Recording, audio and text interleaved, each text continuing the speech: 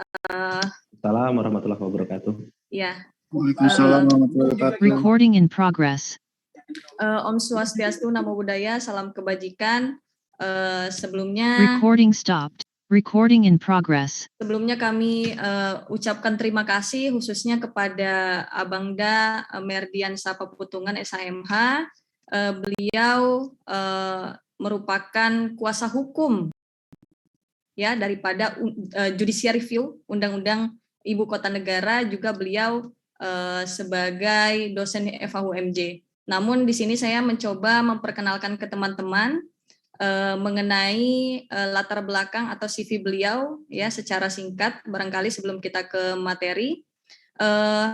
Nama Merdian Sapa Putungan SHMH, beliau lahir di Kota Mabagu 16 Mei 93. Beliau dosen tetap. Beliau bekerja sebagai asisten advokat di Lembaga Keadilan Hukum UMJ, kemudian editor in Chief Jurnal Al-Quds Law Review Fakultas Hukum UMJ. Riwayat pendidikan S1 di UMJ selesai tahun 2012, kemudian Magister Ilmu Hukum FHUMJ selesai tahun 2019, sekarang sedang mengambil doktor ya, program doktor di Fakultas Hukum Universitas Brawijaya. Nah, pengalaman beliau sebagai Ketua Badan Perwakilan Mahasiswa Universitas UMJ. Nah, kemudian Ketua Badan ya, Ketua BEM Universitas UMJ tahun 2015 sampai 2016. Kemudian riwayat organisasi lainnya adalah beliau sebagai anggota Masyarakat Hukum Tata Negara Muhammadiyah atau Mahutama. Kemudian beliau peneliti di KJI atau Kolegium Juris Institute. Nah, beberapa tulisan beliau diantaranya pertama mengenai diskursus kewenangan audit BPK terhadap keuangan BUMN atau dalam kurung Persero pasca putusan MK nomor 62 PUU 11 2013 di Jurnal Mimbar Hukum tahun 2017. Kemudian unifikasi hukum acara pengujian seluruh peraturan perundang-undangan terbit di Al-Quds tahun 2018, kemudian mengenai pembatasan kekuasaan presiden dalam melakukan perjanjian pinjaman luar negeri pasca amandemen Undang-Undang Dasar 1945 terbit di Jurnal Konstitusi tahun 2020. Kemudian tulisan yang selanjutnya adalah problematika pembubaran organisasi sayap partai politik dan implikasinya terhadap partai politik di prosiding pengaturan organisasi sayap Parpol FH-UII tahun 2019. Nah, tema kali ini ngopi seruput ya Bang, agenda ngopi seruput ini ngobrol JPI seputar akar rumput. Nah, ini merupakan sebenarnya adalah agenda rutin kami setiap minggu yang biasanya diisi oleh rekan-rekan JPI sebagai bagian dari pelaku akademik gitu ya, untuk men-share berbagai pengetahuan yang kami geluti, bidang yang kami geluti untuk merespon isu-isu yang biasa terjadi di negeri ini. Kemudian kita respon secara akademis, dan biasanya kalau anggota JPI itu sharing-sharingnya lewat share Instagram. Nah, namun special edition gitu ya bersama para pakar kita lewat Zoom, dan ini juga kita undang terbuka secara umum dengan mekanisme yang mungkin bisa menjaring daripada istilahnya followers JPI, yang mana nanti kita juga dari yang kita jaring itu adalah kita konsisten insya Allah akan melaksanakan yang special edition bareng para pakar. Dan ini spesial banget, pertama kali Bang kita ngundang pakar gitu ya mengenai tema tirani legislasi dalam pemindahan ibu kota negara. Menarik sekali sebenarnya, saya sedikit Bang sebelum ke Abang, menarik sekali Bang karena pemindahan ibu kota ini menjadi sorotan publik yang istilahnya publik lebih menyoroti dalam keadaan pandemi seperti ini gitu ya. Pemerintah dengan waktu yang sangat singkat gitu mensahkan undang-undang yang mungkin kita sebagai anak hukum tidak ada force majeure-nya gitu ya, atau overmach-nya gitu, sehingga ya tidak ada urgensi apapun gitu dalam keadaan pandemi seperti ini untuk melaksanakan pemindahan ibu kota, apalagi dengan pengesahan undang-undang atau rancangan undang-undang yang sangat singkat, terbilang singkat, di mana banyak rancangan undang-undang yang terbengkalai, ya, yang sudah masuk prolegnas di tahun sebelumnya tapi terbengkalai, tapi undang-undang tertentu dengan saya tidak paham ya kepentingan politik apa, sehingga undang-undang yang mungkin mendorong lebih kepada kepentingan politik tertentu lebih cepat gitu sahnya. Nah, mungkin secara lebih detail kita serahkan kepada yang ahli gitu, kepada yang pakar. Waktu dan tempat kepada Abangda Merdiansa Paputungan, SHMH, dipersilahkan. Silahkan Abang. Ya, terima kasih moderator Mbak Fakia Nur Azizah. Yes, yang saya hormati Atari Fahrani, direktur ya istilahnya di JPI. Luar biasa. Betul Bang. Saya sangat impress dengan Jurispolis Institute ini, diinisiasi oleh para Sri Kandi ya. Kalau saya lihat kegiatannya, wah ini lebih banyak Sri Kandi yang menginisiasi dan sangat progresif sekali, memberikan warna tersendiri dalam dunia persilatan hukum Indonesia, sehingga ketika Mbak Atari ini, jadi Mbak Atari ini kan junior saya di Fakultas Hukum UMJ, angkatan 2014 ya, Atari ya? 2013 Bang. Oh 2013, oh tepat setahun di bawah berarti. Ya, dan infonya dapat beasiswa ke mana, ke Rusia, tetapi karena terhalang pandemi, habis pandemi ternyata ada perang juga gitu ya. Tapi kan kalau dengar Rusia kan enak gitu, jadi habis pandemi perang gitu. Kalau Indonesia kan habis pandemi minyak kelapa langka gitu ya, harga cabai naik gitu, itu kan agak jauh sekali ya perbandingannya gitu. Udah gitu praktik berhukumnya juga ternyata kurang menggembirakan gitu. Nah, saya tadi dibilang oleh moderator pakar, sebenarnya bukan pakar ini teman-teman di JP ini justru lebih lebih luar biasa di bidang hukum, dan kita ya seperti tema pembicara malam hari ini ya, ngopi seruput. Jadi saya memang sengaja menyiapkan kopi untuk diskusi pada malam hari ini. Teman-teman semuanya, izinkan saya untuk mengulas satu tema yang sebenarnya bukan saya ahli di bidang ini, bukan saya pakar di bidang ini, tetapi kebetulan kami diamanahkan untuk ikut terlibat menjadi kuasa hukum dalam judicial review terhadap undang ini, sehingga sedikit banyak saya mengetahui masalah-masalah apa sih yang kemudian meliputi proses legislasi di sini. Panitia boleh di-share screen?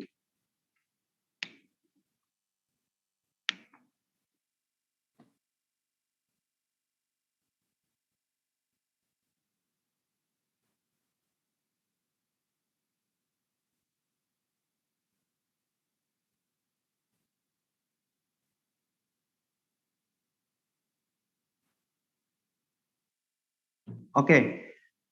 Ya, jadi sesuai dengan tema yang disampaikan ke saya itu adalah ingin bicara soal tirani legislasi dalam pemindahan ibu kota.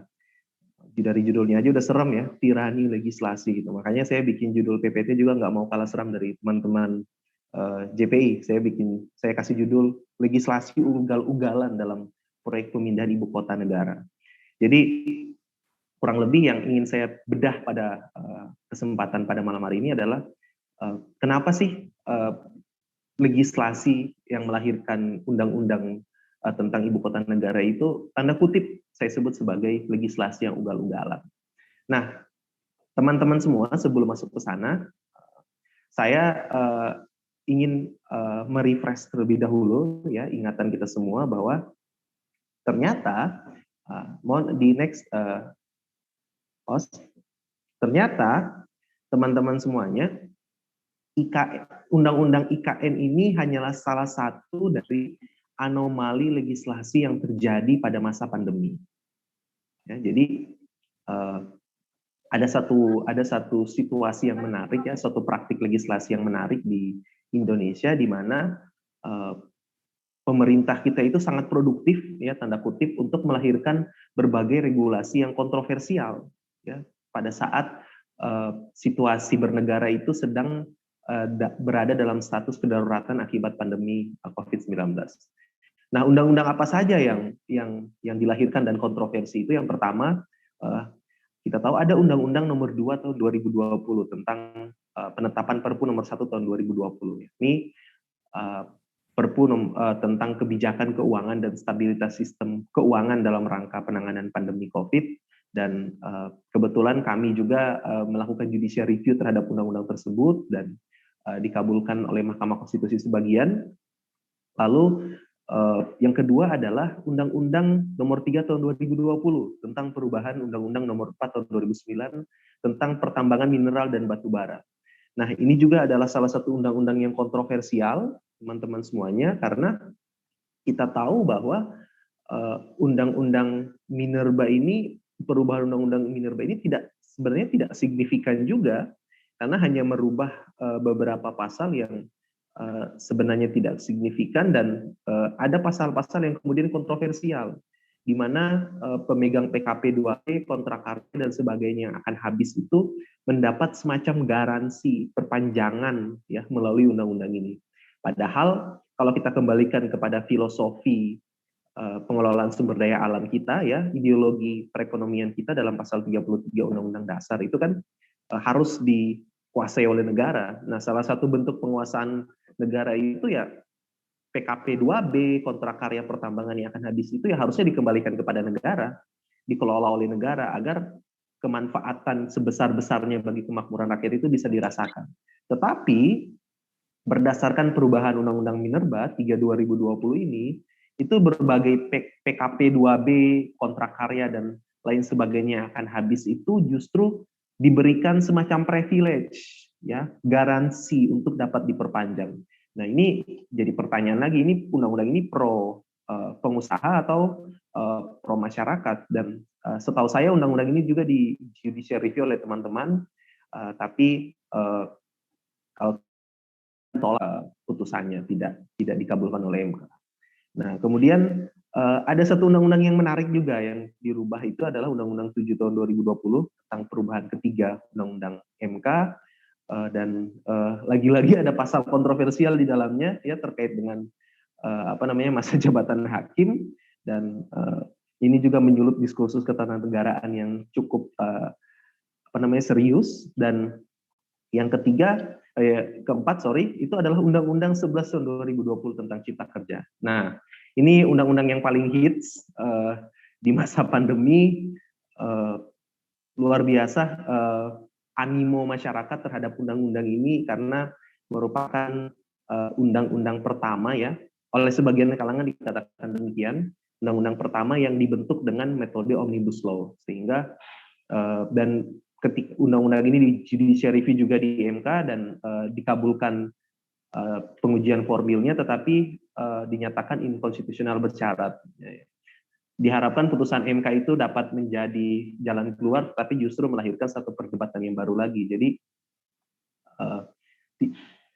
ibarat kata tidak selesai juga permasalahan atau kontroversi dari undang-undang ini. Lalu selanjutnya ada Undang-Undang Nomor 3 tahun 2022 tentang Ibu Kota Negara yang akan kita bicarakan pada malam hari ini. Nah, pertanyaannya adalah apakah anomali-anomali itu sudah selesai sampai di situ?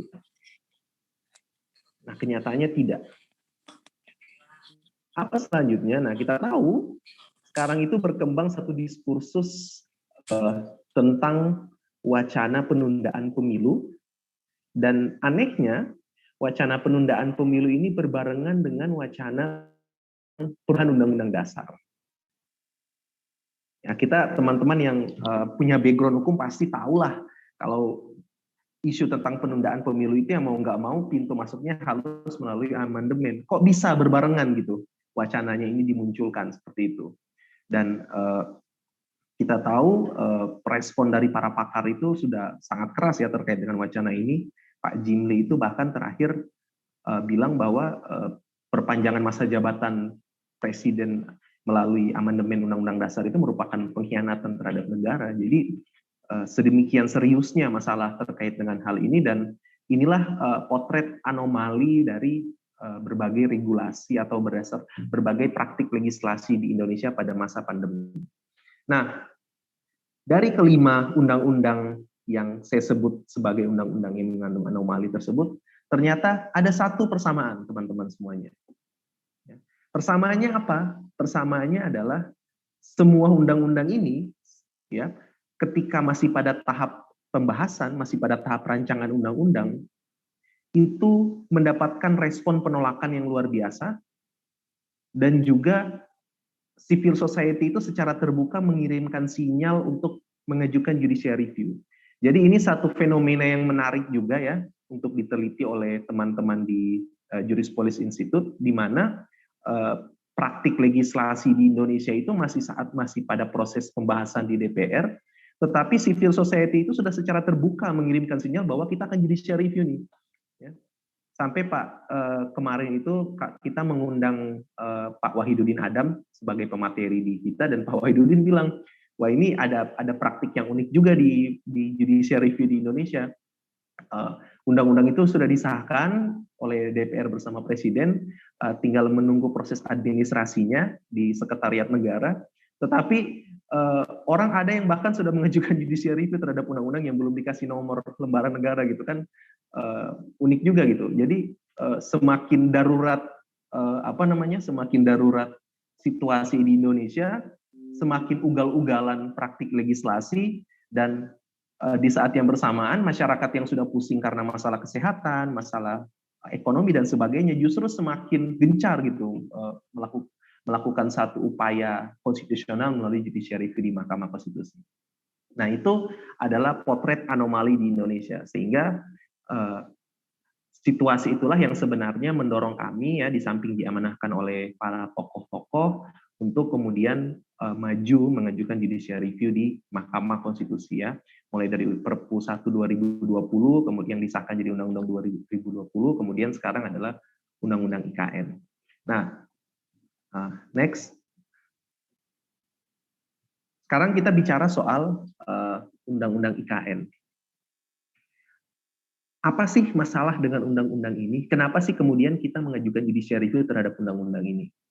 Nah, sejujurnya teman-teman semuanya, ketika RUU IKN ini ramai diperbincangkan, bahkan ketika RUU ini sudah disetujui oleh DPR, dan kita teman-teman tentu mungkin menerima soft copy ya, file PDF dari undang-undang ini, saya dan beberapa rekan yang menjadi kuasa hukum dalam judicial review ini kemudian mencoba membedah undang-undang ini, dan kami sampai pada satu kesimpulan sebenarnya bahwa wah ini praktik legislasinya ini sudah semakin canggih ya, karena sejujurnya di awal itu ketika membaca draft yang beredar itu kami tidak melihat celah untuk celah yang kuat ya secara konstitusional untuk mempersoalkan undang-undang ini di Mahkamah Konstitusi. Belum berpindah panitia, slide-nya mohon izin. Jadi kami melihat bahwa wah ini ada peluang nih untuk tidak ada peluang nih sebenarnya untuk mengajukan judicial review. Tetapi ketika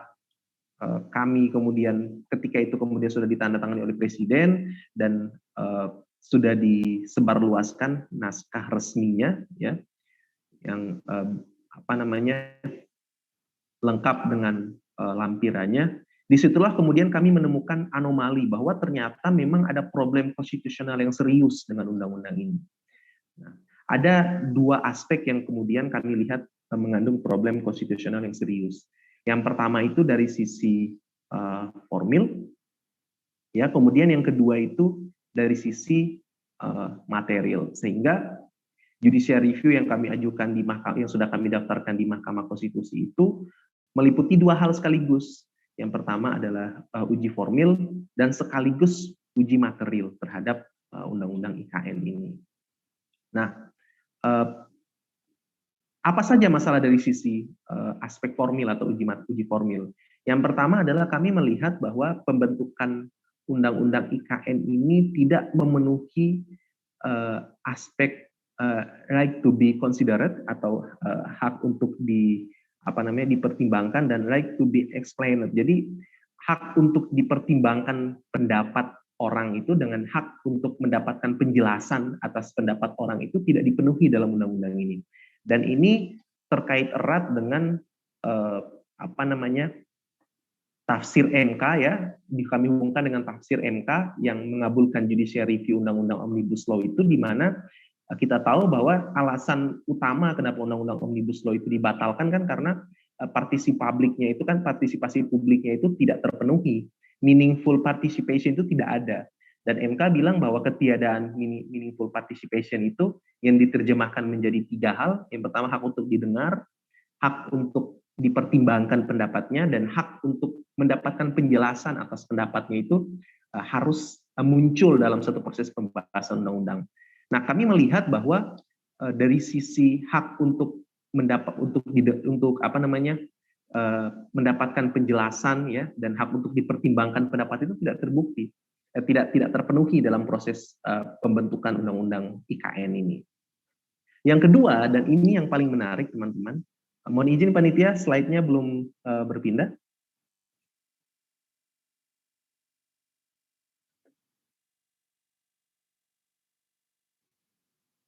Yang kedua teman-teman, dan ini yang cukup mengejutkan ternyata, bahwa kami menemukan fakta bahwa ternyata undang-undang IKN itu pada saat disetujui bersama oleh Presiden bersama DPR, itu tidak ada lampiran 2 dari undang-undang IKN.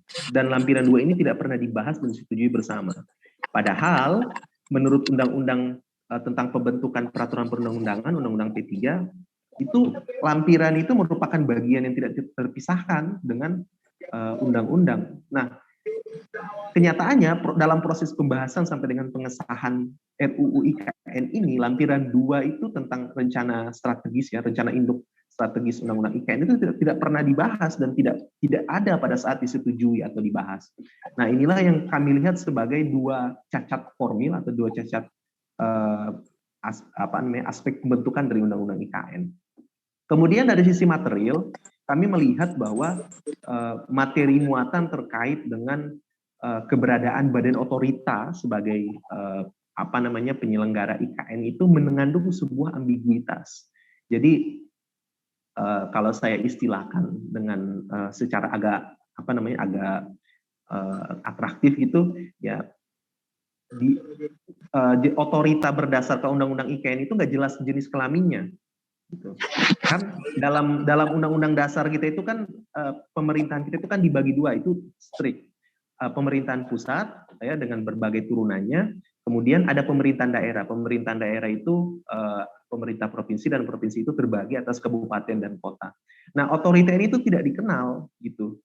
Itu satu. Dan yang kedua, kalau kita baca substansi tentang otorita dalam undang-undang IKN itu makin gak jelas keberadaan otorita itu, apakah dia laki-laki atau perempuan, itu nggak jelas juga dia posisinya di mana. Nah, ini kan bahaya juga kalau masalah orientasi seksual dalam penyelenggaraan negara ini kemudian tidak diselesaikan di awal seperti itu. Nah, mari kita bahas secara spesifik tentang 2 aspek ini. Mohon izin panitia, ini belum turun slide-nya. Ini sudah slide keempat harusnya. Oke, yang pertama soal masih di atasnya. Slide sebelumnya. Oke, yang pertama soal aspek formil yang pertama ya, ini soal hak untuk didengarkan ya, hak untuk dan juga hak untuk mendapatkan penjelasan ya. Jadi hak untuk dipertimbangkan pendapat dan hak untuk mendapatkan penjelasan.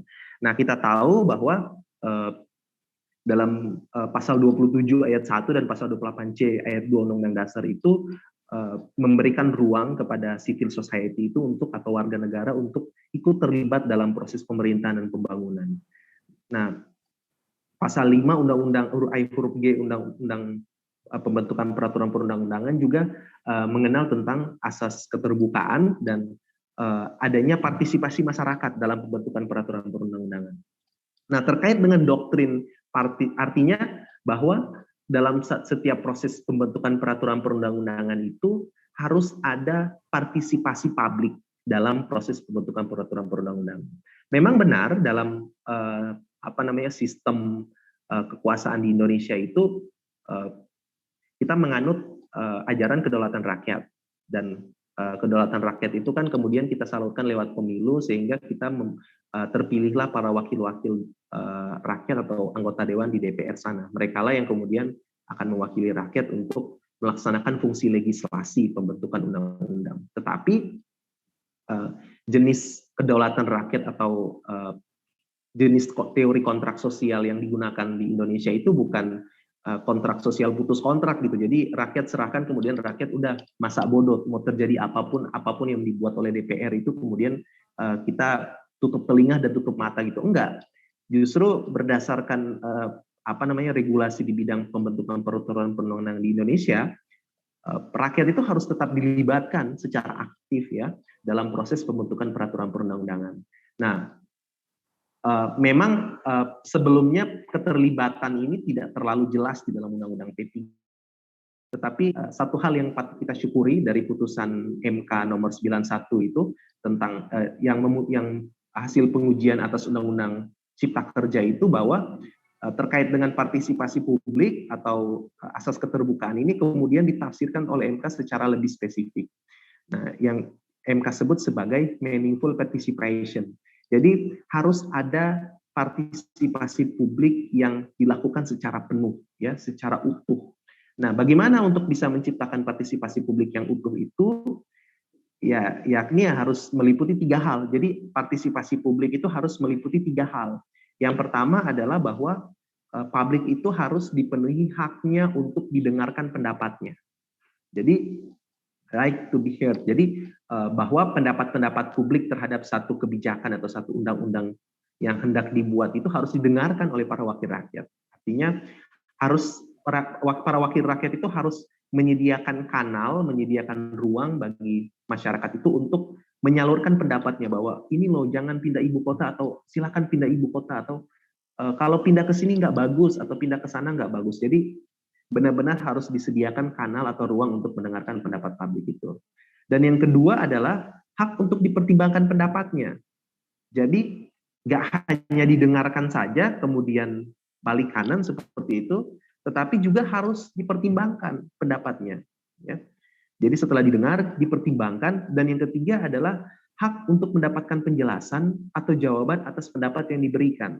Jadi kalau saya contoh konkretnya misalnya Direktur JPI misalnya diundang dalam rapat dengar pendapat ya dengan DPR untuk membahas IKN. Dalam rapat dengar pendapat itu Mbak Atari bilang bahwa wah saya nggak setuju nih kalau pindah ibu kota sekarang, jadi saya nggak setuju kalau undang-undang ini disahkan sekarang. Kenapa? Karena sekarang itu kita masih dalam situasi pandemi misalnya. Jadi ya jangan sekarang gitu. Tetapi DPR misalnya tetap kekeh nih, kita harus tetap pindah. Maka hak Atari ya yang sudah memberikan pendapatnya itu, kalau misalnya pendapatnya tidak digunakan, maka Atari itu punya hak untuk mendapatkan penjelasan atau jawaban atas pendapat yang diberikan. Artinya karena kan dalam praktiknya kan ya DPR itu biasa lah ngundang ahli, ngundang ini gitu. Tapi kan kalau kata Bu Koni, mungkin teman-teman nonton podcastnya Bu Koni di Helmi Yahya itu dia bilang ya ahli itu atau akademisi itu hanya pelengkap penderitaan saja gitu. Jadi diminta untuk diminta datang memberikan pendapat, tapi habis itu pendapatnya itu ya hanya sekedar memenuhi absensi saja. Soal pendapatnya dipakai atau signifikan terhadap satu regulasi yang dibuat itu urusan nomor 100. Yang penting dia datang gitu, ada publikasi foto-foto ya kan, ada absensi ya, dikasih honor sedikit, udah selesai gitu. Padahal tidak seperti itu, dan kita patut bersyukur pasca putusan MK ini yang disebut sebagai meaningful participation itu sudah ditafsirkan sedemikian luas. Jadi nggak hanya datang didengar, tetapi juga dipertimbangkan juga pendapatnya, dan kalau pendapatnya nggak dipakai, itu kasih penjelasan kenapa pendapatnya nggak digunakan, seperti itu. Nah, ketiga kriteria ini itu harus digunakan dalam berbagai tahap pembahasan. Nah, bagaimana dengan Undang-Undang IKN? Nah, kami menemukan bahwa ternyata dalam praktiknya pembentukan Undang-Undang IKN ini dipenuhi itu hanya hak untuk didengar saja, ya. Sedangkan hak untuk dipertimbangkan dan hak untuk mendapatkan penjelasan itu benar-benar dikesampingkan sama sekali oleh pembentuk undang-undang. Kami mendapatkan risalah proses pembahasan. Jadi DPR itu kan mengundang banyak ahli, ada banyak ahli yang didengar, dan ternyata dari sekian banyak ahli itu banyak yang menyarankan agar jangan pindah sekarang, atau undang-undang ini belum cukup argumentasi secara yuridis, filosofis maupun sosiologis untuk kemudian digolkan menjadi sebuah undang-undang. Misalnya ada pendapat dari Dr. Ghazali Hasimut Situmorang, ya, yang disampaikan pada rapat tanggal 11 September itu, dia bilang bahwa pemerintah dan DPR itu harus berhitung betul karena pelaksanaan IKN baru pada semester 1 tahun 2024. Apakah situasi politik dan sosial ekonomi memungkinkan karena masa transisi pemerintah dan suasana pemilu? Karena kan 2024 itu kan harusnya kita pemilu kalau nggak jadi ditunda misalnya gitu. Tapi mungkin pendapatnya Bu Ghazali ini dikesampingkan karena mereka sudah firm gitu, sudah ada kesepakatan politik di belakang bahwa pemilu ditunda, udahlah nggak relevan gitu pendapat dia gitu. Nah, atau pendapatnya Prof. Dr. Ananda B. Kusuma yang bilang bahwa prosedur keliru. Presiden tidak dapat mengusulkan pemindahan ibu kota, tetapi keputusannya harus dibuat bersama dengan DPR dan DPD dalam berbentuk undang-undang. Jadi konsideran RU itu harus dicantumkan dalam undang-undang tentang keputusan pemindahan ibu kota dan seterusnya dan seterusnya. Nah, ternyata pendapat-pendapat para pakar ini kan kemudian dikesampingkan, ya. Jadi tidak digunakan, hanya didengar saja, dan seharusnya berdasarkan tafsir MK dalam putusan 91 itu, kalau memang pendapatnya nggak digunakan, ya minimal dipertimbangkan, atau kalau tidak memang sama sekali digunakan, DPR tetap running dengan keputusannya, maka mereka punya hak untuk mendapatkan penjelasan dan jawaban kenapa kemudian pendapat mereka itu tidak dipertimbangkan, seperti itu, hanya didengarkan saja. Nah, ini yang tidak ditemui, dan kebetulan beberapa ahli yang terlibat dalam proses pembahasan itu beberapa ahli yang terlibat dalam proses pembahasan yang diundang oleh DPR itu juga menjadi pemohon dalam judicial review yang kami daftarkan, dan kami sudah konfirmasi dan benar memang pendapatnya persis seperti dokumen yang kami lihat, dan pendapat mereka itu sama sekali tidak digunakan, sehingga kami menggunakan dalil meaningful participation dalam putusan Undang-Undang Omnibus Law itu yang menyatakan cacat formil itu sebagai salah satu dalil untuk menunjukkan bahwa undang-undang ini itu memiliki masalah dari sisi formil. Itu yang pertama. Nah, kemudian yang kedua, ini yang cukup kontroversial dan kami baru temukan di belakangan sebenarnya. Ya. Ternyata dasar hukum lampiran 2 Undang-Undang IKN itu, ya, ternyata tidak pernah dibahas dan tidak ada pada saat persetujuan bersama antara DPR dengan Presiden. Jadi kan kita tahu bahwa yang dimaksud sebagai lampiran itu kan memang tidak dijelaskan spesifik dalam Undang-Undang P3, tetapi dalam lampiran 2 Undang-Undang P3 itu, ya, angka 192 itu dibilang bahwa dalam hal peraturan perundang-undangan membutuhkan atau memerlukan lampiran, hal tersebut dinyatakan dalam bahwa lampiran dimaksud merupakan bagian yang tidak terpisahkan dari peraturan perundang-undangan. Artinya, lampiran satu undang-undang itu merupakan bagian yang tidak terpisahkan, ya, sebagai sebuah dokumen hukum. Maka pada saat proses penetapan atau proses pengesahan itu harus ada. Dia merupakan satu kesatuan dokumen yang disetujui bersama oleh DPR dan oleh DPR bersama dengan Presiden. Kalau menyangkut undang-undang yang menyangkut kepentingan daerah, melibatkan juga DPD, seperti itu. Nah, ternyata lampiran 2 ini tentang rencana strategis ibu kota negara ini itu tidak ada pada saat pembahasan secara bersama. Nah, ini luar biasa sekali. Bagaimana mungkin misalnya satu undang-undang yang disahkan bersama itu kemudian tidak memiliki lampiran. Dan saya yakin teman-teman semua di ruang Zoom ini yang karena kebanyakan backgroundnya hukum, mungkin sebelum Presiden menandatangani undang-undang ini kan mungkin dapat ya file tentang undang-undang RUU IKN yang sudah disetujui oleh DPR dan Presiden itu, dan naskah yang beredar itu kan memang sama sekali tidak ada lampiran 2-nya seperti itu. Nah, bagaimana bisa pada saat persetujuan dan pembahasan itu tidak ada, begitu diundangkan oleh Presiden, kok bisa ada lampiran 2-nya gitu? Ini dari mana? Kan nggak mungkin. Ini kan ya proses legislasi itu kan proses di alam nyata gitu, bukan di alam gaib. Jadi ya kalau dari awal ada ya di akhir juga ada, nggak mungkin nggak ada terus disetujui bersama nggak ada ya oleh DPR dengan Presiden, tapi begitu Presiden keluarkan produk resminya diundangkan kok tiba-tiba ada gitu kan. Ini jadi satu anomali juga. Nah, dua hal ini menurut kami merupakan masalah formil yang sangat krusial dan fundamental dalam proses pembentukan undang-undang IKN ini, dan itulah sebabnya kemudian kami mengajukan undang-undang ini. Nah,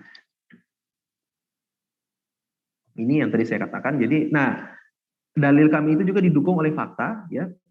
Tetapi memang teman-teman semuanya karena proses pengujiannya itu masih berlangsung, ada beberapa fakta yang tidak bisa saya share di sini. Karena itu nanti akan terkait dengan pembuktian dan kami harus firm dengan pembuktian itu, tetapi beberapa fakta bisa saya sampaikan. Ya, misalnya, kenapa kami berani bilang bahwa Undang-Undang IKN itu sejak awal tidak ada lampiran 2-nya, karena ternyata pada rapat tanggal 18 Januari 2022 ya, dalam dokumen laporan Pansus DPR ya tentang dalam pembicaraan tingkat 2 atau pengambilan keputusan ya, hasil pembahasan RUU IKN itu pada 18 Januari 2022, dan itu ditandatangani oleh spesifik Dr. Ahmad Doli Kurnia itu. Pada halaman 7 itu disebutkan bahwa Dewan Perwakilan Daerah itu mengingatkan juga bahwa rancangan induk ya yang menjadi lampiran yang tidak terpisahkan dari RUU ini belum pernah dibahas dalam Pansus RUU IKN. Nah, ini udah nggak bisa ngelak lagi nih. Dan ini dokumen resmi, ada di dalam dokumen pembahasannya jelas bahwa pada saat pembahasan dan persetujuan itu lampiran 2-nya ini tidak ada. Jadi ini suatu masalah cacat formil yang serius menurut kami, dan mudah-mudahan kami bisa membuktikan dengan baik di Mahkamah Konstitusi. Nah, selanjutnya dari aspek material ya. Ini sudah slide ke-8 panitia, mohon izin. Nah, ini yang saya sebut sebagai format otorita yang mengandung ambiguitas ya. Jadi format otorita yang mengandung ambiguitas. Ya, kalau kita kembalikan kepada pasal 18 Undang-Undang Dasar itu kan jelas ya bahwa pemerintahan daerah itu ya terbagi atas provinsi, dan provinsi itu terbagi atas kabupaten kota. Tidak pernah dikenal istilah otorita dalam Undang-Undang Dasar. Istilah otorita itu justru dikenal dalam praktik pembentukan daerah KEK pembentukan kawasan ekonomi khusus, misalnya kayak di Batam dan lain sebagainya. Tetapi memang dia adalah satu otoritas spesifik seperti itu yang memang diberlakukan untuk kepentingan kegiatan perekonomian yang spesifik di daerah-daerah tertentu. Nah, bagaimana dengan otorita sebagai pemerintahan di daerah IKN itu? Nah, ini menarik, ada yang menarik ya. Dalam pasal 1 angka 2 itu dibilang bahwa ibu kota negara bernama Nusantara dan selanjutnya disebut sebagai ibu kota Nusantara adalah satuan pemerintah daerah yang bersifat khusus setingkat provinsi yang wilayahnya menjadi tempat kedudukan ibu kota negara. Ya. Kemudian dalam angka 8-nya dikatakan bahwa pemerintah daerah khusus ibu kota Nusantara adalah pemerintah daerah yang bersifat khusus yang menyelenggarakan urusan pemerintah ibu kota Nusantara. Jadi jelas bahwa pemerintah daerah IKN itu adalah pemerintah daerah khusus. Tapi anehnya di dalam pasal 4 ayat 1 dibilang bahwa dengan undang-undang ini dibentuk otorita ibu kota Nusantara sebagai lembaga setingkat kementerian yang menyelenggarakan pemerintah daerah khusus ibu kota Nusantara. Nah, ini kan ambigu, nggak jelas kelaminnya apa. Di satu sisi dia dibilang sebagai pemerintah daerah khusus, Tapi di sisi lain dibilang lembaga setingkat kementerian. Ini maksudnya apa coba? Kan ya teman-teman, apalagi yang background-nya HTN kan pasti nalarnya sulit sekali menerima. Ini maksudnya ya kalau pemerintah daerah ya udah pemerintah daerah aja, pemerintah pusat ya pemerintah pusat. Mana ada pemerintah daerah tetapi levelnya itu setingkat kementerian, ini kan anomali. Kalau memang mau dia setingkat kementerian ya kenapa nggak bikin kementerian khusus saja yang menangani urusan pemerintah, menangani urusan ibu kota? Kan itu lebih jelas, jadi lebih gentle gitu sebagai sebuah konsep pemerintahan yang baru. Tapi ini malah dibuat anomali. Nah, dan ini saya lupa kutip ya. Kalau teman-teman baca di pasal 7 Undang-Undang IKN itu lebih kacau lagi. Karena apa?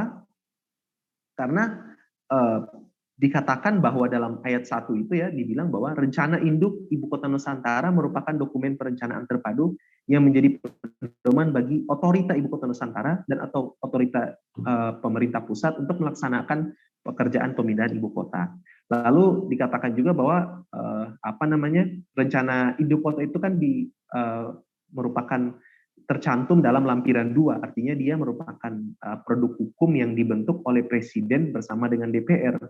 Tetapi anehnya di ayat 5-nya itu ya, itu produk ini pertama kali mungkin dalam sejarah ketatanegaraan Indonesia, satu instrumen hukum yang dibuat oleh joint power antara DPR dengan Presiden ya, tetapi ujuk-ujuk bisa dirubah oleh satu lembaga baru yang kelaminnya itu nggak jelas gitu. Jadi otorita itu diberikan kewenangan untuk melakukan perubahan terhadap rencana induk Ibu Kota Nusantara.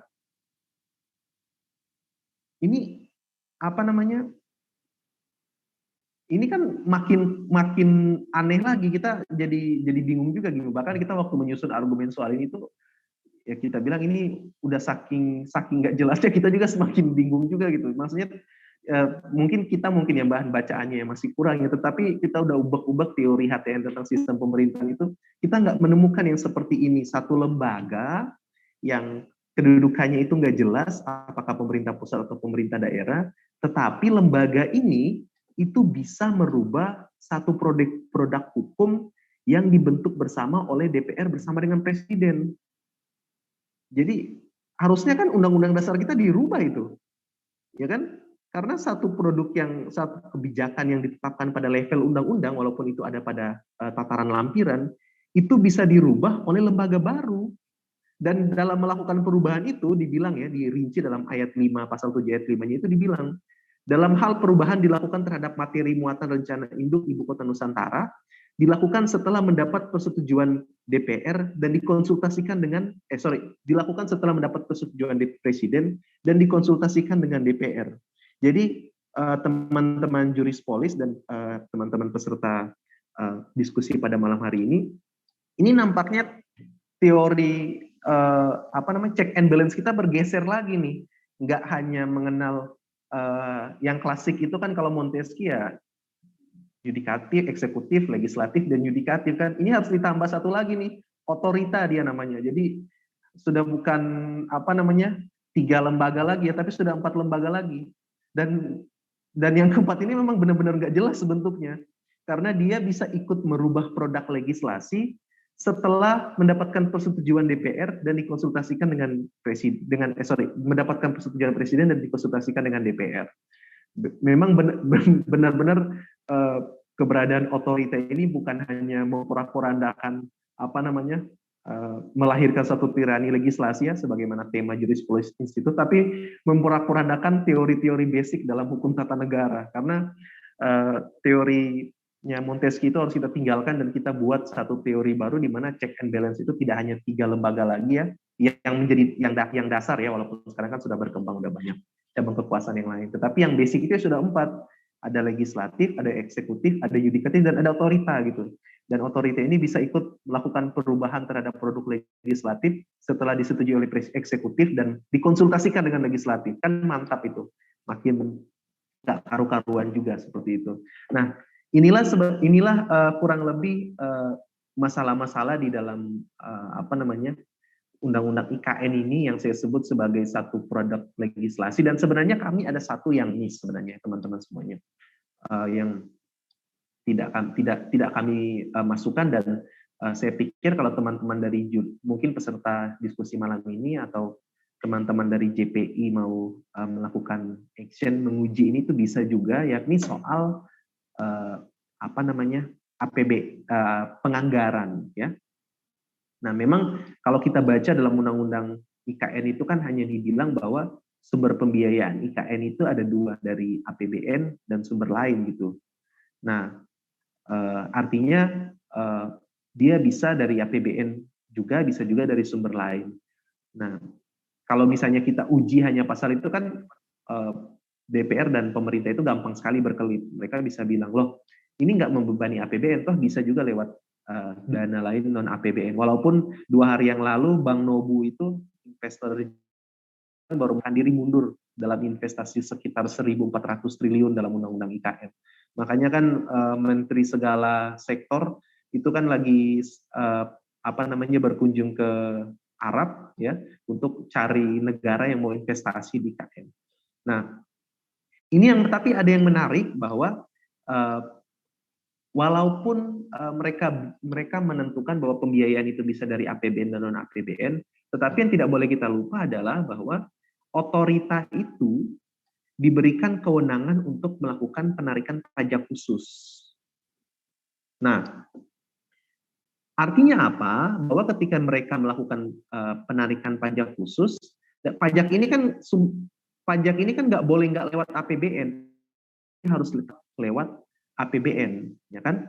Nah, artinya bahwa konsekuensi dari penarikan pajak khusus ini adalah bahwa bisa jadi menjadi satu pintu masuk bagi pemerintah untuk mengalokasikan belanja pemindahan ibu kota.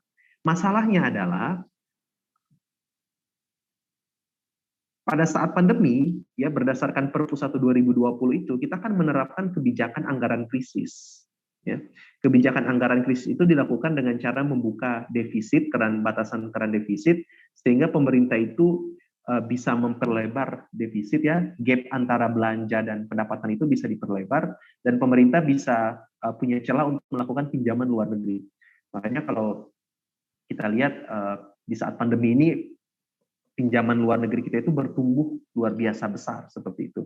Nah, masalahnya adalah dalam kebijakan anggaran krisis itu, ya, dan kebijakan anggaran krisis ini kan diberlakukan dari tahun anggaran 2020, 2021 tahun sampai 2022.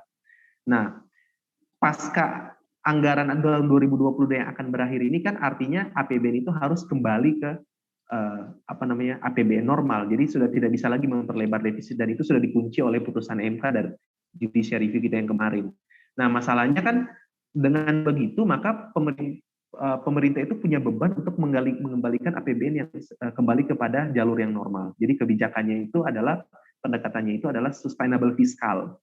Jadi harus mengurangi defisit agar sebagai akibat dari pinjaman luar negeri yang ditarik begitu besar pada masa kebijakan anggaran darurat kemarin.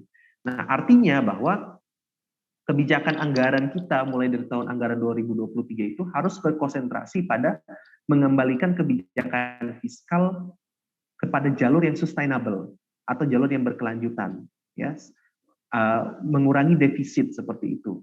Nah, ketika dia harus dibebankan untuk membiayai ibu kota baru, maka kan ini menjadi satu anomali, karena APBN kita itu bebannya akan semakin berat, di mana dia harus mengembalikan fiskal itu ke dalam kondisi normal, tetapi di satu sisi dia dibebankan juga untuk membiayai ibu kota. Dan ini pemerintah punya pintu masuk untuk menggunakan APBN dalam pembiayaan ibu kota, karena otorita itu diberikan kewenangan untuk melakukan pajak khusus, menarik pajak khusus di wilayah ibu kota negara. Nah, ini salah satu miss yang kami lupa cantumkan di dalam judicial review kami, dan kalau teman-teman punya kajian yang cukup kuat soal itu, bisa juga sebenarnya maju sebagai prinsipal untuk menguji undang-undang itu. Ini saya bukan memprovokasi, ya, ini benar-benar murni akademik, dan itu kan sah-sah saja konstitusional gitu. Itu kanal konstitusional yang disediakan oleh konstitusi. Nah, kesimpulannya apa dari apa yang saya sampaikan pada malam hari ini, bahwa yang pertama itu saya mengatakan bahwa yang pertama ya memang praktik legislasi yang oleh teman-teman Jurispolis Institute disebut sebagai tirani legislasi itu memang pada kenyataannya mengandung cacat formil maupun material ya dalam proyek pemindahan ibu kota ini. Dan yang kedua, Undang-Undang IKN itu sebenarnya merupakan bukanlah yang pertama dari praktik legislasi ugal-ugalan, melainkan merupakan praktik legislasi ugal-ugalan yang terjadi sebagai sebuah bentuk anomali di tengah-tengah masa pandemi atau masa krisis COVID-19. Yang ketiga, bahwa Undang-Undang IKN ini itu tidak hadir pada momentum yang tepat, ya, mengingat perekonomian negara kita itu masih belum pulih akibat krisis. Dan yang keempat, pengujian konstitusional atas Undang-Undang IKN ini merupakan jalan yang harus ditempuh untuk melawan praktik legislasi yang inkonstitusional. Mungkin itu dari saya, moderator. Terima kasih atas kesempatannya. Saya kembalikan kepada moderator. Baik, terima kasih. Luar biasa sekali ya materinya. Ini tidak mengenai legislasi yang ugal-ugalan gitu ya Bang ya. Nah, mungkin barangkali dari teman-teman jurisian semua yang ingin bertanya silahkan pakai fitur raise hand, ataupun ada yang mengalami kendala dalam jaringannya bisa di kolom chat gitu ya. Tadi ada yang bertanya ya, atas nama Silviana. Oke, Silviana. Silviana Dewi ya. Iya. Oke, Mbak. Terima kasih atas waktunya, Bu Moderator. Perkenalkan, sebelumnya nama saya Silviana Dewi dari Universitas Terbuka. Jadi saya mau bertanya kepada Bapak narasumber kita, yaitu Bapak Merdiansyah. Tadi kan membahas tentang otorita ya Pak. Kan yang saya tahu ada 3 kewenangan khusus otorita Ibu Kota Nusantara yang tertuang dalam Undang-Undang Nomor 3 Tahun 2022. Pertanyaan saya, apa saja ya Pak, dan bisa dijelaskan mungkin sedikit. Terima kasih. Oh baik, mungkin itu Bang, kewenangan apa saja mungkin yang dimiliki oleh otorita itu? Ini mau ditampung dulu atau mau langsung, saudara moderator? Langsung aja Bang, biar tektok aja. Ini ada yang bertanya lagi soalnya di kolom komentar. Di kolom komentar ya. Oke baik, terkait dengan otorita ini ada 3 kewenangan ya yang ditanyakan.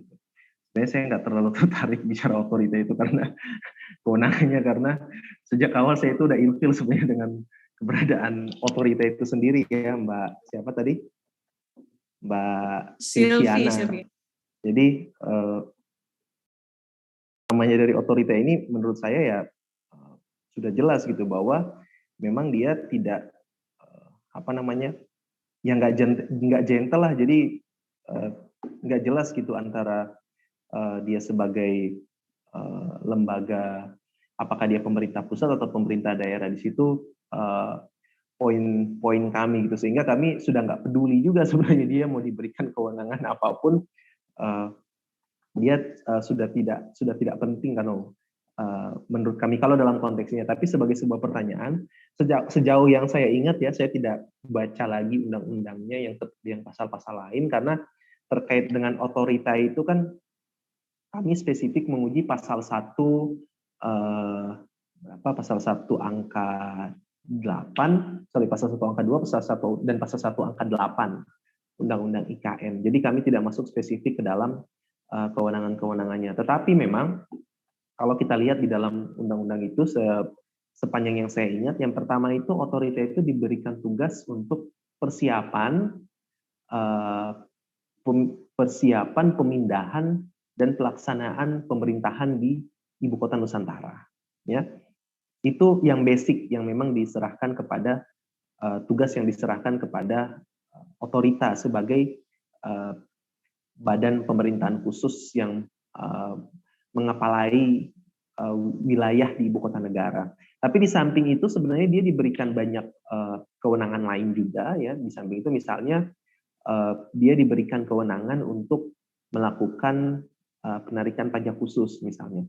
Nah, itu juga merupakan bagian dari kewenangan-kewenangan yang juga diberikan kepada otorita. Tetapi poin kami yang ingin kami tegaskan terkait dengan otorita itu bukan kepada kewenangannya sebenarnya, tetapi kepada format kelembagaannya, gitu. Yang menurut kami memang pemerintah itu, karena kan seingat saya ya, konsep tentang pemerintahan ibu kota pada pemerintah pusat itu atau dibentuk kementerian khusus itu kan gagasan yang dikemukakan oleh Pak Yusril menjelang pilkada DKI dulu, karena waktu itu kan Pak Yusril mau maju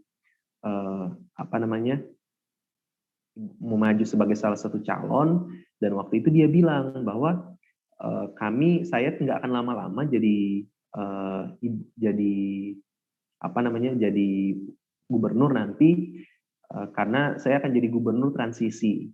Nah, jadi gagasannya Pak Yusril itu adalah dia ingin agar ibu kota itu tidak dilaksanakan oleh satu pemerintahan daerah khusus, tetapi dia punya gagasan untuk membentuk satu kementerian tersendiri yang mengurusi urusan wali kota. Jadi konsepnya tidak pemerintahan daerah lagi sebagaimana DKI sekarang, tetapi pemerintahan khusus ibu kota seperti itu. Nah,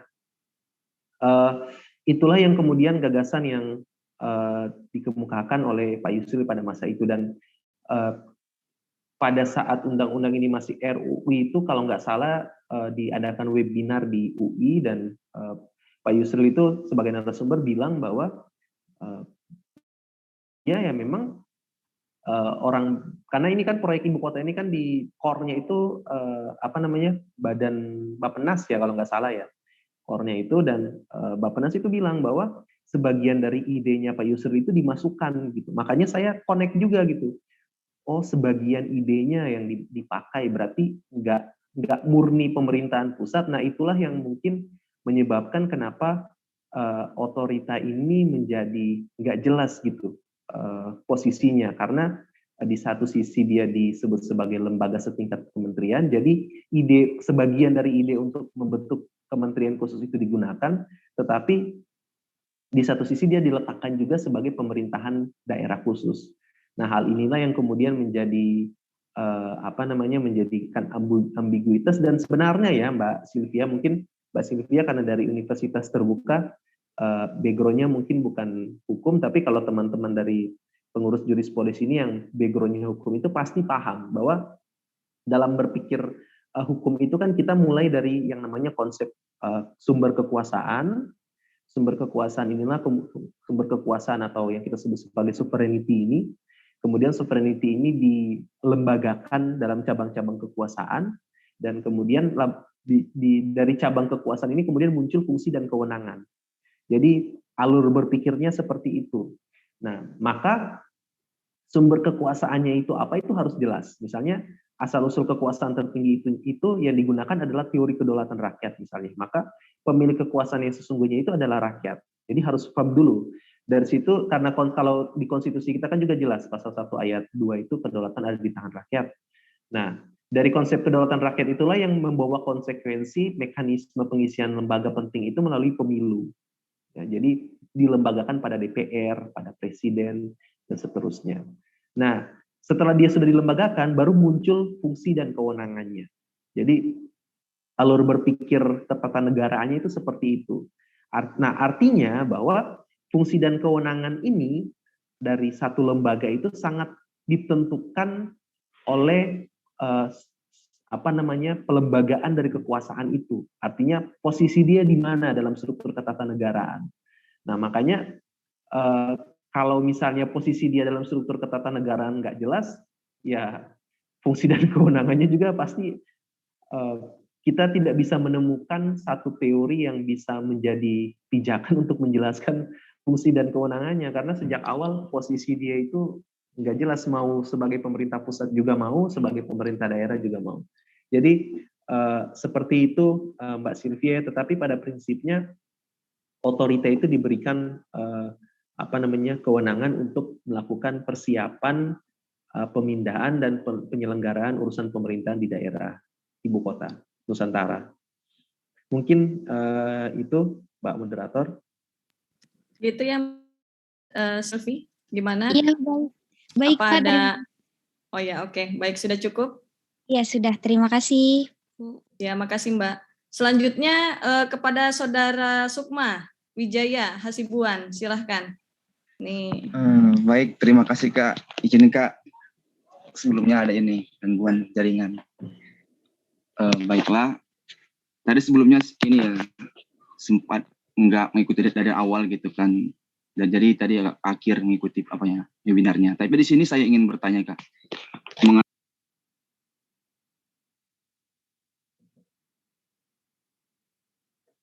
Halo Putus Sukma. ya, Saudara Moderator. Iya. Halo Kak. Halo. Iya.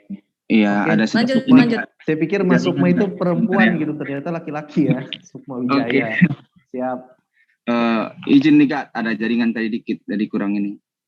Baik, di sini ya izin bertanya kepada Bang Merdiansa ya. Jadi Baik. soalan IKN ya, tadi saya sempat nggak ikut dari awal ya, tadi agak di akhir ikutnya.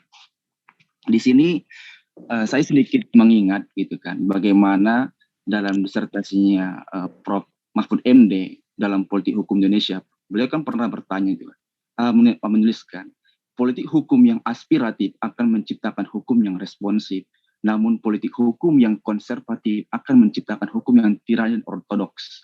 Nah, pertama yang saya ingin mengungkapkan di sini, jikalau narasi daripada Prof ini kita melihat argumentasinya kan sangat filosofis dan sangat menjadikan bahan pertimbangan juga dalam bernegara gitu.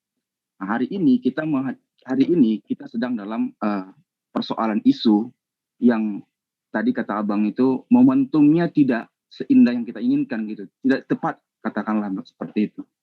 Nah, di sini saya ingin bertanya persoalan bagaimana sih menurut Abang ya kan selaku salah satu nih untuk men-JR gitu kan dari persoalan undang-undang IKN ini, melihat bagaimana sih sense of justice yang dihadirkan dalam persoalan hukum IKN ini, dan bagaimana pemerintah untuk bisa menjawab ketika kita sedang disuguhkan masih dalam keadaan dalam keadaan pandemi gitu, yang notabene-nya masyarakat belum secara pulih secara ekonomi nasional.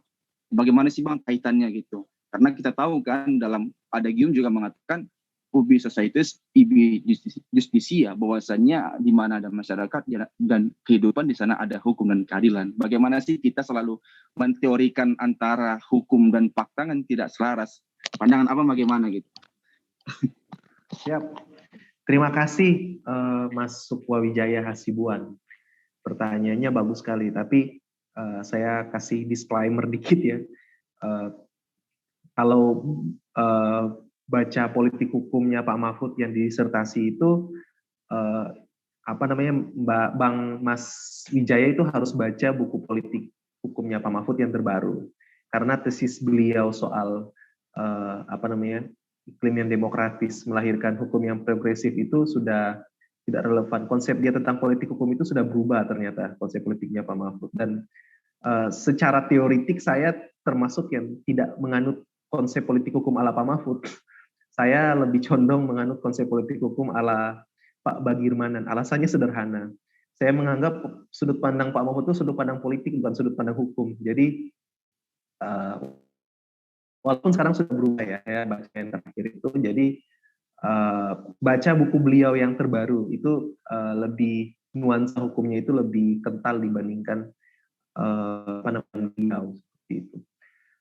Kalau mau lagi baca buku pemikiran tentang pemikiran para alumnus UNPAD tentang pemikirannya Prof. Muhtar Kusuma, termasuk tulisannya Pak Bagirmanan soal politik hukum, pasti beda banget. Nah, sehingga kalau saya nggak mau menjawab dengan berangkat dari tesis Pak Mahfud yang masuk kutip di awal tadi, seperti itu.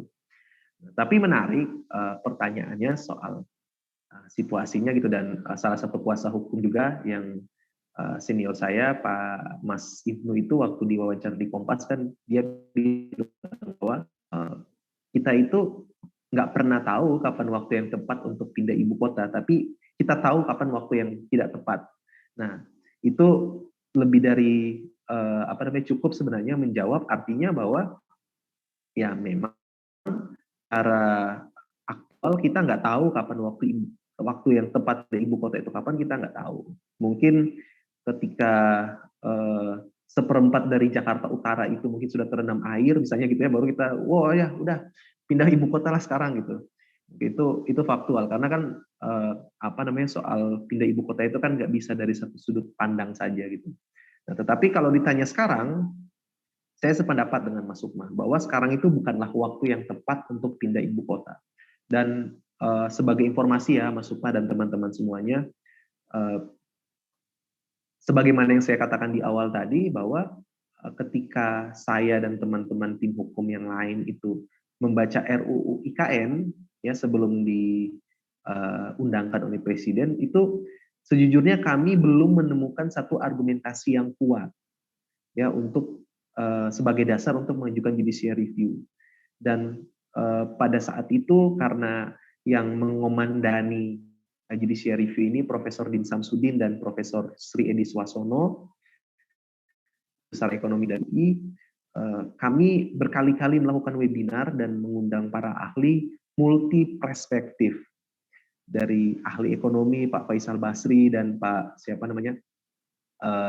yang dari Indef itu, kemudian ahli sejarah Pak JJ Rizal misalnya kami undang,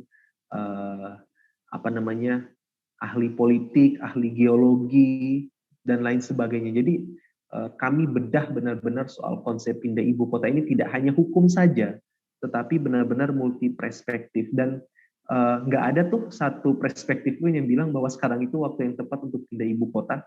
Semuanya bilang bahwa sekarang itu bukan waktu yang tepat. Bukan berarti kita tidak setuju soal pindah ibu kota. Ini dua hal yang berbeda ya pada prinsipnya. Tetapi soal timingnya itu ya benar-benar sekarang itu bukan waktu yang tepat untuk pindah ibu kota. Kecuali mungkin kalau kita tanya, jadi kalau ditanya oleh Mas Wijaya dari sisi hukum, gimana Mas sekarang waktu yang momentum yang tepat atau enggak, ya jelas enggak ya. Dari sisi hukum jelas enggak. Alasannya banyak sekali. Sekarang itu kita masih dalam status situasi darurat COVID-19 ya, dan kebijakan anggaran kita juga darurat, artinya untuk sekarang itu dari sisi pembiayaan itu kita belum kuat dan lain sebagainya. Kalau dari sisi sejarah misalnya teman-teman dari ahli budaya itu yang hadir itu mereka lebih tegas lagi bilang bahwa nggak bisa kita pindah ibu kota karena Jakarta itu ibunya lahirnya yang namanya bangsa Indonesia. Sumpah Pemuda itu di Jakarta, proklamasi itu di Jakarta, apalagi pusat pemerintahan itu secara historis itu di Jakarta. Semua yang pernah menjajah Indonesia itu datang di Indonesia ya memusatkan pergerakannya itu ya di Jakarta, di Sunda Kelapa misalnya. Jadi ada juga memang perspektif ilmu tertentu yang benar-benar nggak bisa nawar gitu. Ya mereka nggak bicara soal timing, tapi benar-benar nggak bisa pindah ibu kota karena memenuhi berbagai aspek historical wilayah itu ya Jakarta yang memenuhi. Walaupun sebenarnya ya soal pindah ibu kota ini kan bukan hal yang baru di Indonesia ya teman-teman semuanya. Kita faktual pernah pindah ibu kota ke Jogja pada saat perjuangan revolusi. Bahkan ketika agresi militer Belanda itu pemerintah itu sempat pindah ibu kota di Sumatera ya. Dibentuk pemerintahan di sana di bawah Pak Syafruddin Prawira Negara, dan bahkan pada saat agresi itu ya kita itu membuat dua persiapan pusat pemerintahan sekaligus ya. Dan yang perlu teman-teman tahu adalah bahwa di samping membuat pusat pemerintahan di Sumatera itu di bawah Pak Syafruddin Prawira Negara, kita juga mempersiapkan semacam exil government, dan itu tempatnya di New Delhi, di India. Gitu. Jadi kalau cuma pindah ibu kota ke Kalimantan mah biasa aja sebenarnya. Kita sampai pernah bikin pemerintahan cadangan di luar negeri bahkan di New Delhi. Kalau misalnya Pak Syafruddin dan kawan-kawan itu gagal membentuk pemerintahan darurat di Sumatera itu. Jadi secara historical pun ya, karena saya tidak terlalu termasuk yang tidak terlalu alirannya historical banget ya. Maksudnya dalam arti gini loh, kalau misalnya kita terlalu mendewa-dewakan DKI juga kan, ya kan bangsa ini kan nggak hanya DKI aja gitu. Jadi takutnya kita terjebak dalam satu euforia sentris kedaerahan, dan kalau saya sebagai orang Sulawesi ya ditanya mau nggak pindah ke Sulawesi, ya mau juga gitu kan, pusat pemerintahan di sana gitu, daerahnya bisa maju gitu. Jadi kalau basically kalau orang daerah itu ditanya mau nggak pindah ibu kota ke daerah, ya pada prinsipnya mereka mau, karena the double value itu kan pasti akan dirasakan oleh daerah tersebut. Tapi kalau ditanya soal sekarang itu clear ya, kembali ke pertanyaan tadi, sekarang waktu yang tepat atau enggak. Semua indikator bilang enggak tepat. Gitu ya Mas Sukma. Oke Bang, siap. Thank you banget. Baik Sukma, gimana Sukma? Cukup atau ada sanggahan lagi nih? Mahasiswa debat juga ini Sukma ini. Gimana Sukma? Bagaimana Sukma? Cukup? Mungkin satu lagi Kak untuk ini. Tadi agak juga kan soalnya. Silakan. Di sini persoalan yang masalah di GR, bagaimana sih menurut Abang ini, atau mungkin para narasumber gitu kan, melihat terkait proses dalam pembentukan undang-undang ini, dalam pandangan Abang itu, di mana sih sisinya yang tidak dapat dikatakan tidak adil? Kalau berbicara pada perspektif kualitas daripada partisipasi, bagaimana, apa standaritas ataupun parameter yang dapat dijadikan sebagai landasan partisipasi itu sendiri, Bang? Atau dalam hal ini, bagaimana sih meaningful participation-nya, Bang, dalam ketika kita ingin membuat suatu undang-undang sehingga dia menjadikan suatu legitimate terhadap masyarakat? Itu mungkin Bang terakhir Bang dari saya. Terima kasih. Bang. Ini pertanyaannya bagus sekali, walaupun tadi sudah saya singgung, tapi kan Mas Sukma ini bilang tadi sempat gabung di tengah jalan gitu. Jadi menarik sekali ya Mas Sukma ya, terkait dengan partisipasi masyarakat itu. Sebenarnya kan itu salah satu asas ya, keterbukaan sebenarnya dalam pasal 5 huruf G itu, dan dalam Undang-Undang P3 itu salah satu asas pembentukan peraturan perundang-undangan itu adalah asas keterbukaan.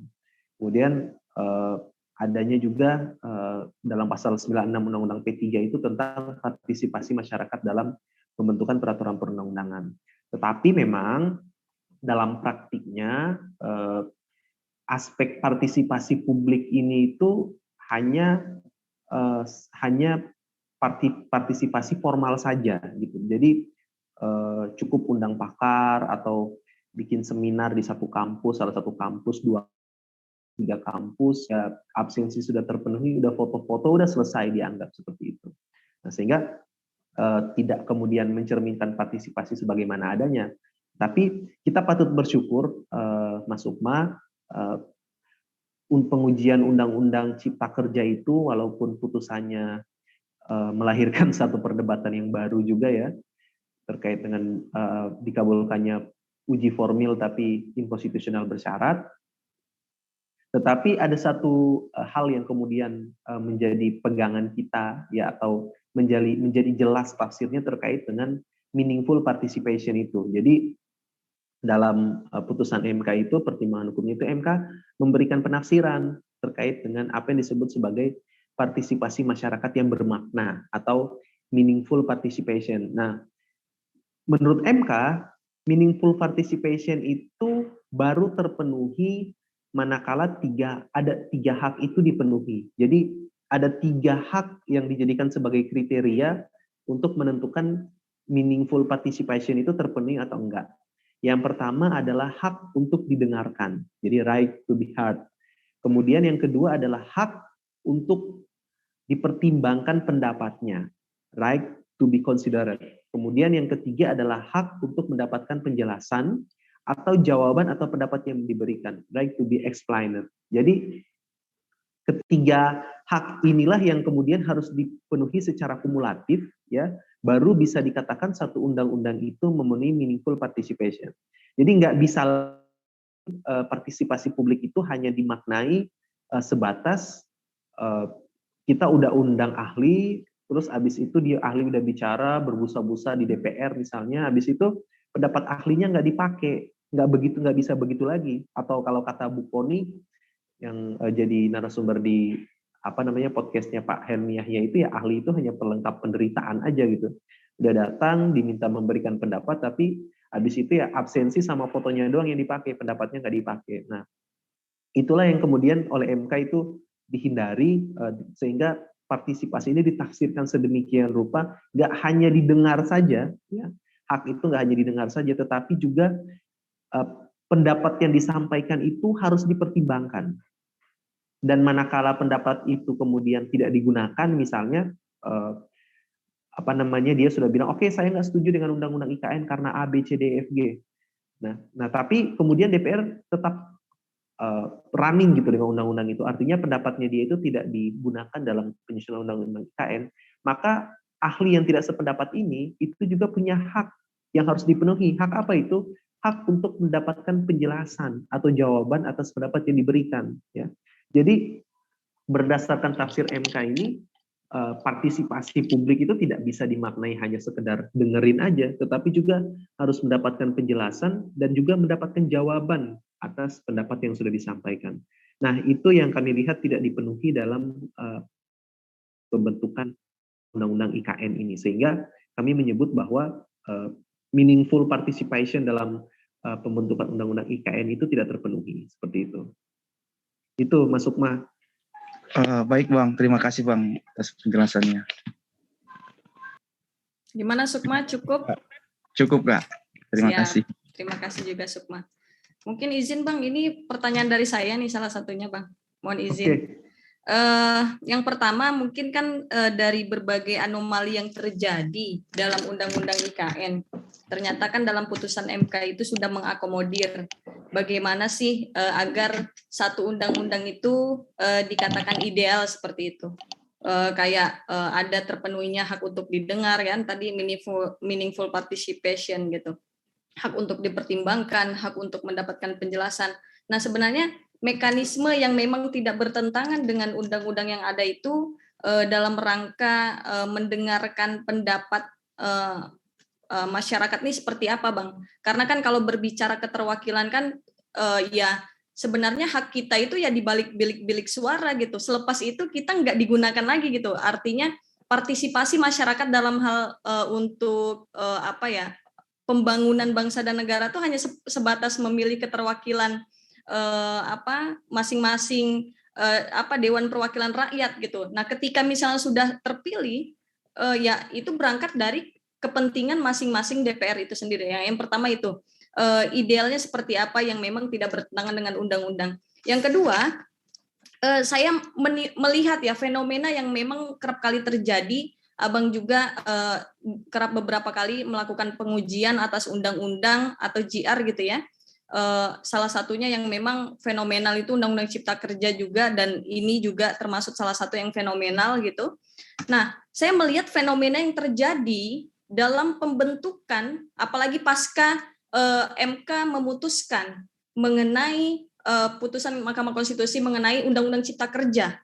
Ini kan sebenarnya menimbulkan ambiguitas tersendiri gitu, Bang. Nah, sebenarnya kalau berbicara cabang kekuasaan, kan ada 3 itu eksekutif, legislatif, dan yudikatif.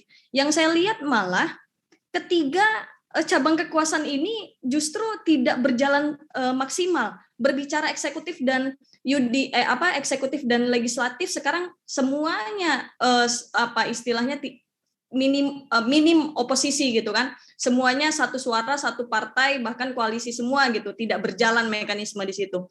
Checks and balances-nya. Kemudian berbicara yudikatif. Saya melihat putusan MK yang kemarin mengenai Undang-Undang Cipta Kerja justru menimbulkan satu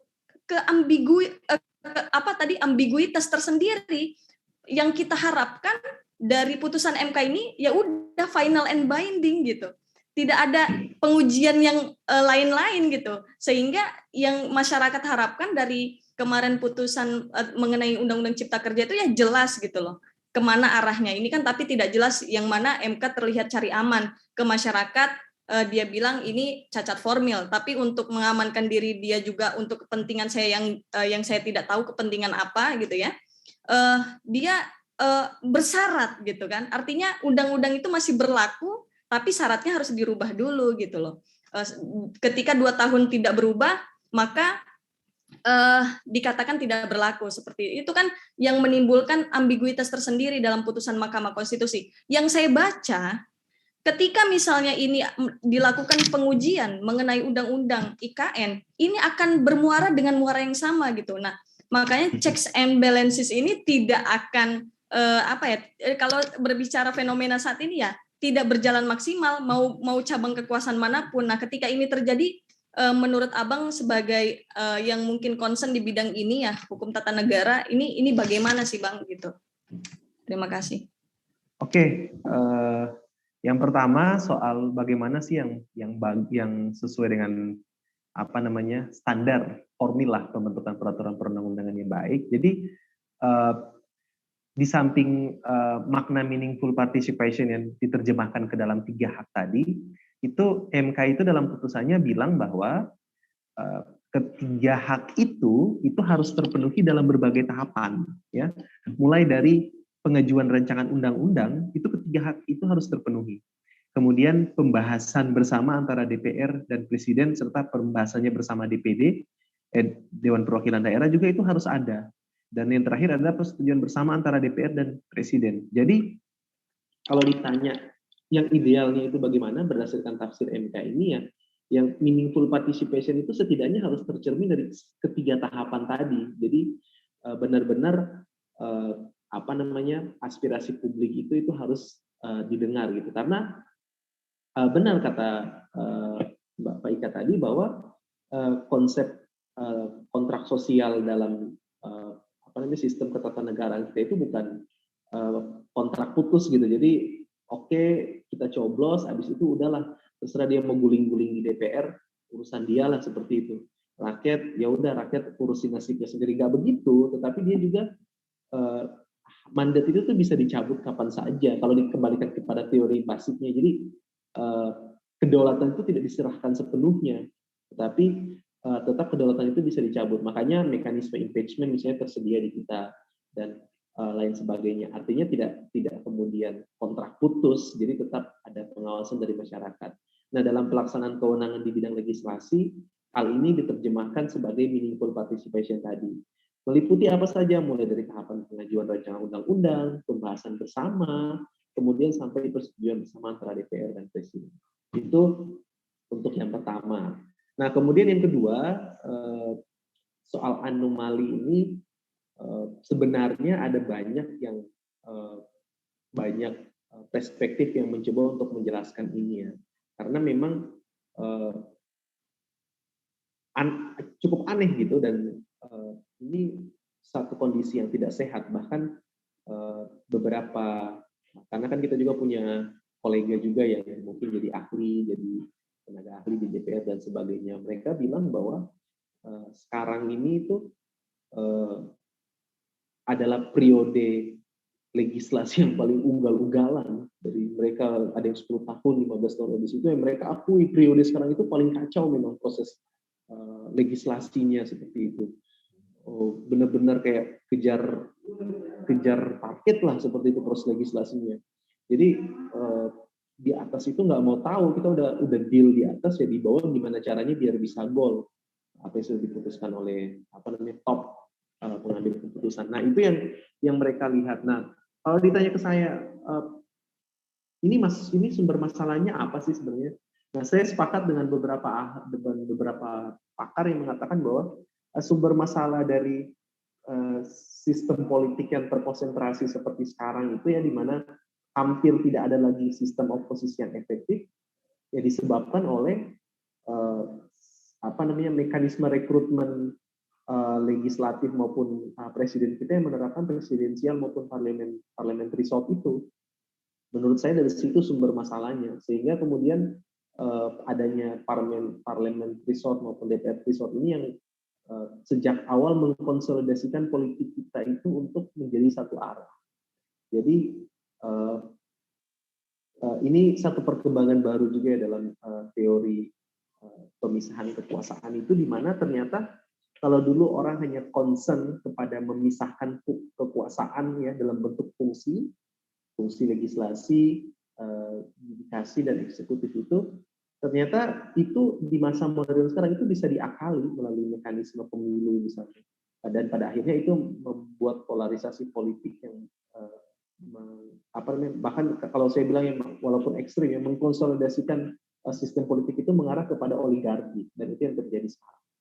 Jadi benar yang dikatakan oleh Pak Ika, moderator kita tadi, bahwa sekarang itu ya benar-benar hampir tidak ada check and balance ya. DPR itu bahkan kalau kata Mbak Titi itu jadi tukang stempelnya presiden, tukang stempelnya eksekutif aja gitu. Jadi mana yang kebijakannya ya tugasnya setuju aja, setuju, oke setuju gitu. Jadi udah nggak ada lagi fungsi pengawasan. Nah, bagaimana dengan yudikatif? Nah, sebenarnya tadi di awal ya, kalau teman-teman perhatikan, cuma saya nggak enak aja nyebutnya gitu. Saya kan mulai pembahasan di awal tadi dengan menyebut beberapa undang-undang yang menjadi anomali. Salah satunya itu adalah Undang-Undang 7 2020 tentang perubahan ketiga Undang-Undang Mahkamah Konstitusi. Nah, kalau saudara perhatikan, perubahan Undang-Undang MK ini itu juga nggak signifikan sebenarnya. Nggak penting-penting amat lah. Kenapa? Karena yang dirubah itu adalah masa jabatan hakim. Masa jabatan, iya, karena pensiun itu di usia berapa tahun gitu. Jadi MK yang sekarang itu bisa pensiun di usia yang cukup lama gitu. Nah, ini kan melahirkan satu membuat kita bertanya-tanya gitu. Kok di tengah masifnya, karena kan masyarakat itu udah nggak percaya lagi sama DPR dengan presiden, ya kan? Dan saya nggak main-main bilang seperti itu, karena indikasinya apa? Indikasinya adalah satu produk legislasi itu belum disahkan, masih dalam tahap pembahasan, itu sinyal-sinyal secara terbuka untuk judicial review itu sudah didengungkan di tengah-tengah civil society. Sehingga ini merupakan indikasi yang sangat kuat bahwa masyarakat itu memang tidak percaya dengan produk legislasi DPR dan Presiden. Sehingga mereka lari kemana? Lari ke MK.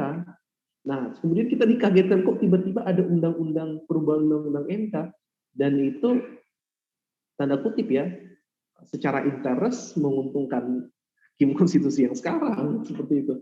Sehingga kan secara secara subjektif kan kita mulai mencoba menghubung-hubungkan loh.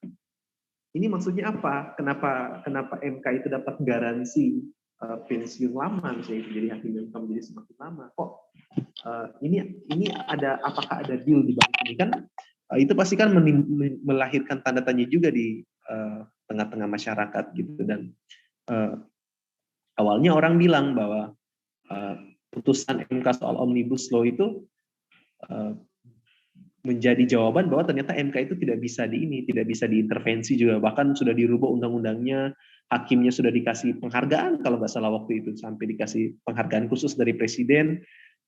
Tapi bukan hanya hakim ya, ada banyak pihak yang dikasih penghargaan, termasuk juga hakim MK dikasih penghargaan, dan orang kan langsung pesimis, wah jangan-jangan ini cara eksekutif mempengaruhi yudikatif agar berbagai undang-undang strategis yang di JR di sana itu tidak dikabulkan seperti itu. Nah, tapi pas ada putusan Undang-Undang Cipta Kerja, orang mulai kemudian merasa alhamdulillah ternyata MK tidak bisa di otak-atik oleh eksekutif gitu. Tapi pada awalnya saja begitu diskursus soal Bang, mohon maaf Bang, putus-putus Bang. Sorry. Sudah jelas Mbak Aika, moderator? Sudah. Okay. Sudah, nah, Bang. Jadi kan Silahkan. orang mulai menaruh curiga tuh. Tapi kemudian orang senang gitu, ada putusan dikabulkan nih Undang-Undang Omnibus Law, dikabulkan formil lagi. Jadi orang-orang mulai merasa bahwa ternyata MK tidak bisa diintervensi lah sama eksekutif. Tapi belakangan ketika kita dalami lagi putusan 91 tentang yang mengabulkan uji formil Undang-Undang Cipta Kerja itu kan kita jadi bertanya lagi, loh ini kan teorinya bilang begini, teorinya itu bilang kalau yang dikabulkan uji formil, maka nggak ada jalan lain, batal keseluruhan undang-undang itu. Ya kan? Jadi harusnya Undang-Undang Cipta Kerja itu udah nggak ada sekarang. Nah ternyata inkonstitusionalitas pembentukan itu bersyarat ternyata. Dan hal ini kan jadi kayak, ya kalau ibaratnya ngasih hadiah tapi ngasih hadiah tapi isinya bilang handphone tapi isinya batu misalnya gitu. Jadi orang wah jangan-jangan ternyata memang benar bisa diintervensi gitu. Dan terus terang sejujurnya ya kami yang di judicial review itu juga memperhitungkan aspek ini. Terus terang kami memperhitungkan aspek ini sehingga ada beberapa bagian yang detail itu tidak saya sebutkan di sini. Misalnya soalnya saya bilang tadi bahwa kami menemukan bukti bahwa lampiran itu tidak ada. Nah itu kan tidak bisa saya sebutkan detail misalnya dari mana kami menemukan, sumber informasi itu seperti apa. Karena saya khawatir di DPR itu nanti bisa dirubah setiap waktu pada saat begitu kami pembuktian di MK kan jadi nggak bernilai lagi dalil yang kami ajukan. Itu hal-hal sehingga ya saya pikir ya kurang lebih saya sepakat lah dengan apa yang Mbak moderator katakan ya, Mbak Faika katakan bahwa ya memang sekarang itu tidak berjalan efektif. Dan kalau ditanya apa akar masalahnya, menurut saya akar masalahnya itu adalah soal presidential threshold maupun parliamentary threshold itu yang mempolarize sistem politik kita itu mengarah kepada satu kecenderungan yang oligarki seperti itu.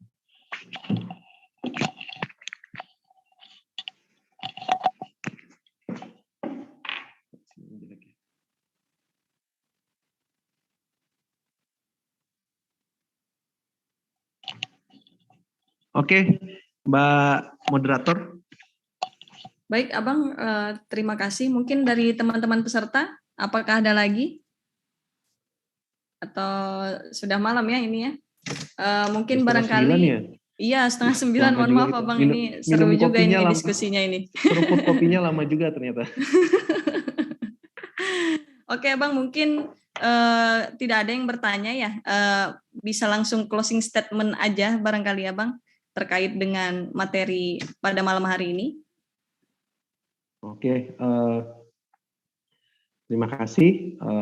Sebagai closing statement ya, saya nggak ada closing statement ya, saya pikir sudah habis kita bicarakan tadi di awal, tapi ya mungkin kalau boleh closing statement ya kami mohon didoakan oleh teman-teman semua, mudah-mudahan niat menjadi melakukan judicial review ini niatnya lurus dan mendapatkan hasil yang terbaik juga gitu. Dan saya secara pribadi juga mendorong kepada teman-teman karena saya Mbak Atari dan kawan-kawan itu kan pernah juga ya mengajukan judicial review terhadap salah satu undang-undang. Jadi kalau ikut berpartisipasi meramaikan jagat persilatan undang-undang IKN di Mahkamah Konstitusi itu lebih bagus lagi gitu. Jadi kita harap semakin banyak yang maju itu semakin semakin oke, biar masyarakat itu jangan dialihkan konsentrasinya ke masalah minyak goreng, ke masalah perpanjangan masa jabatan presiden dan lain sebagainya gitu. Karena ini kan polarize,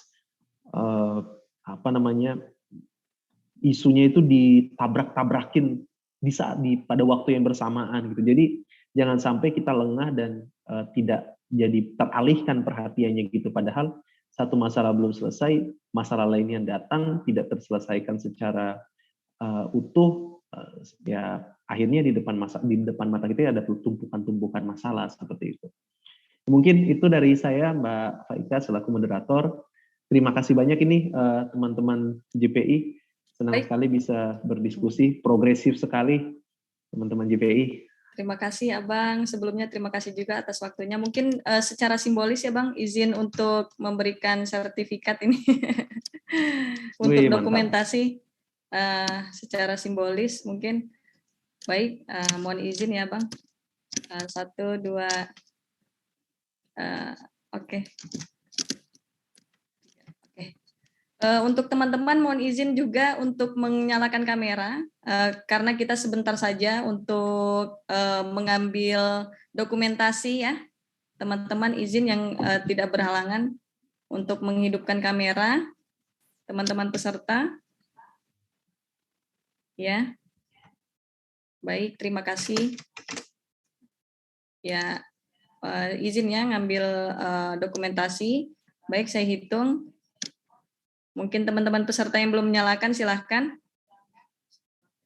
Ya, baik. Ya. Baik, 1, 2, 3. Lagi di slide 2 barangkali ya. Sebentar. 1, 2, 3. Baik, mungkin saya sebagai penutup moderator mohon maaf sebesar-besarnya apabila dalam memandu acara ini banyak sekali kekurangan. Kemudian saya ucapkan terima kasih kepada Abang Merdian Sapaputungan atas waktu dan kesempatannya membersamai Ngopi Seruput. Ya, ngopinya beneran ya. Kemudian bersama Ibu Direktur juga Tari Farhani dan seluruh peserta yang pada malam hari ini membersamai. Insya Allah kita ke depan akan rutinkan ini Ngopi Seruput bareng pakar. Saya sebagai moderator mohon izin undur diri. Kurang lebihnya saya ucapkan mohon maaf. Billahi fisabil haq fasabiqul khairat. Wassalamualaikum warahmatullahi wabarakatuh. Selamat malam, selamat istirahat. Terima kasih Bang Merdiansyah. Sehat-sehat selalu Bang. Terima kasih Atta Rifarani, moderator, sukses selalu JPI dan teman-teman semuanya. Izin live ya. Sehat-sehat ya Abang ya semuanya. Oke. Terima kasih. Terima kasih juga. Terima kasih. Terima kasih Sukma.